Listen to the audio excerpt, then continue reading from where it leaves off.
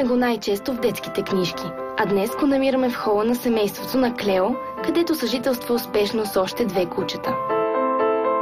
Таралежчето Барни е алжирски таралеж, мини африкански таралеж. Вкъщи е от почти 2 години. Той ми е втори таралеж. Мъжки, защото първото беше дамско. По-мъничък от другите таралежи, около 300 грама. Не може да се гушка, нито да се мачка, нито може да те целува, но един доста нестандартен и сладък любимец. Вие видяхте колко е сладък и симпатичен. Особено когато беше мъничък и бодличките му бяха меки, можеше да го пипаш колкото си искаш.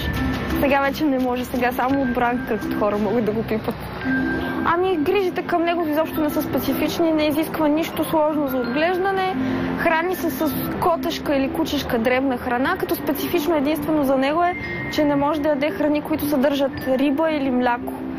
Тоест, както нормалните таралежи, които пият купички с мляко и сме свикнали да им даваме, нали, които ги виждаме, той е алергичен и не може да понася мляко и риба, биха били фатални за него.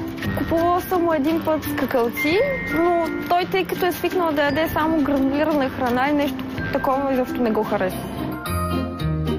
Като храна за вашия бодливец може да послужат и паяци, пеперуди, щурци или малки червейчета. Плодовете и зеленчуците също са част от менюто. Всичко това в зависимост от вкуса и характера на таралежа. Малкият африкански таралеж не обича да се къпе. Ако го оставите във водата, по гръб, той се свива на кълбо. Същата поза заема и винаги, когато се срамува или се страхува. Съжителства с още 2 кученца. Един малък немски шпиц и една чихуахуа. Като те нямат никакъв контакт помежду си, в смисъл той не желая да има никакъв контакт помежду си, когато се е случвало да го изтърва или тях съответно да ги изтърва при него, той се свива на топка просто и почва да издава звука, нали, хъскащия звук, който е характерен да се предпази и до там. Иначе на тях им е много интересно какво е това в топката. Притеснява се да излиза навън единствено там, където живее, на територията, примерно на апартамент, където живее. Не може да го изнасяте навънка и да го разхождате из полянките, най-малкото защото ще се изгуби.